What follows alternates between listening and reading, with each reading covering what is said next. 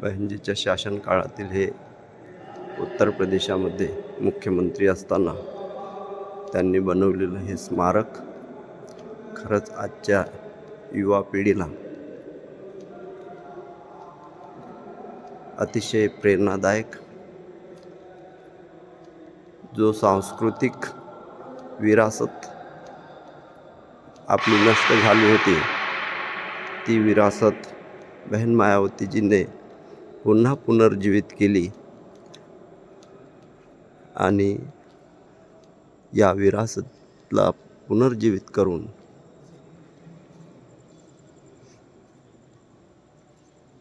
बाबासाहेबांचा भव्य पुतळा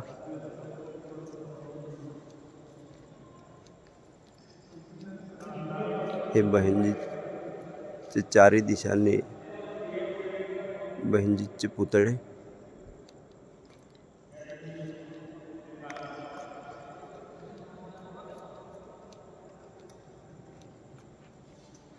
बिरसा मुंडाचा पुतळा,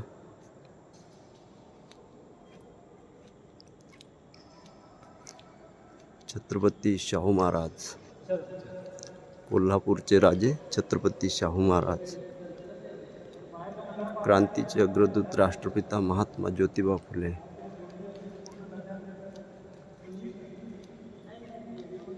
बहुजनांचे मसीहा मान्यवर कांशीराम साहेब. अतिशय सुंदर दृश्य आपण पाहतोय. ते आंबेडकर स्मारकाचा भाग.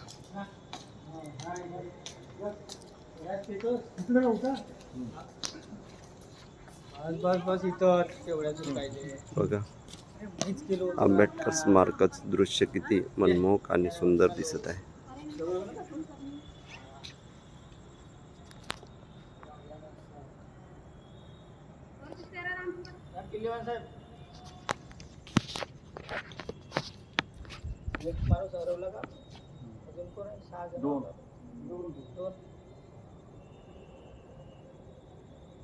एक जवान एक माता.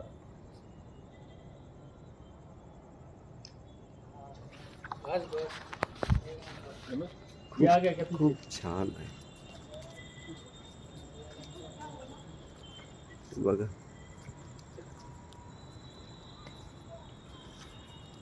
प्रत्येकाने या ठिकाणी येऊन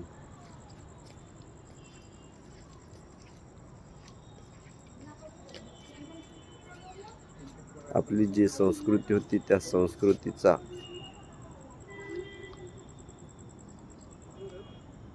ज्यांच्यात संस्कृती जतन करण्याचा उत्साह आहे अशा लोकांनी खरंच या ठिकाणी येऊन या संस्कृतीचं,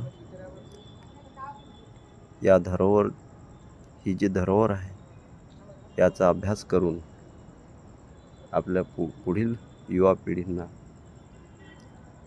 त्याचं स्मरण करून द्यावं. अतिशय पुण्याचं कार्य त्यांच्याकडून घडेल.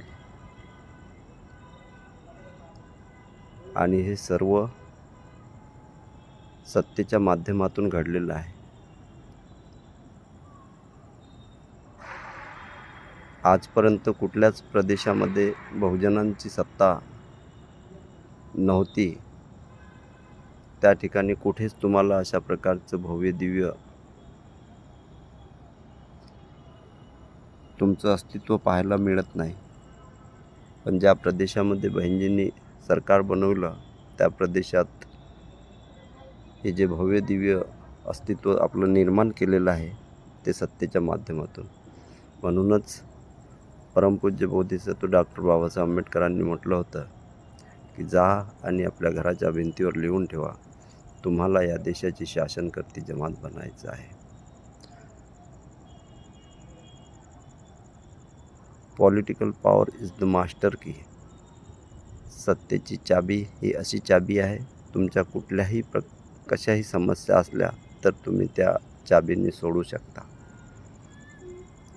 परंतु आपण आपला आत्मविश्वास गमावून बसल्यामुळे आपण जे बाबासाहेबांनी सत्तेपर्यंत पोचण्याचं आपल्याला जे शस्त्र दिलं त्या शस्त्राला आपण समजू शकलो नाही आणि केवळ फलाना नको म्हणून धमक्याला मतदान करीत राहिलो आणि आपण राजकारणातून सुद्धा महाराष्ट्रामध्ये शून्य झालो. परंतु जर आपल्याला असं काही वाटत असेल की सत्तेच्या माध्यमातून काहीही आपल्याला घडवून आणता येते, तर आताही काही बिघडलेलं नाही. आपल्यातला न्यूनगंड तो आपल्याला खचलेला आत्मविश्वास बाहेर काढून टाका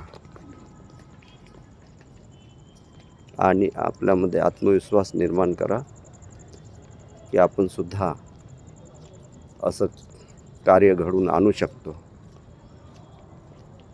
आणि हे कार्य तेच लोक घडवू शकतात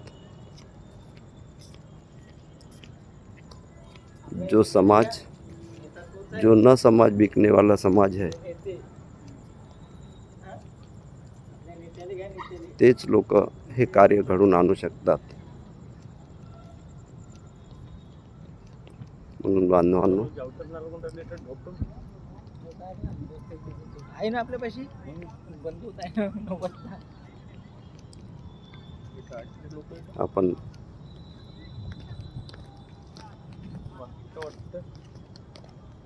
हा मेसेज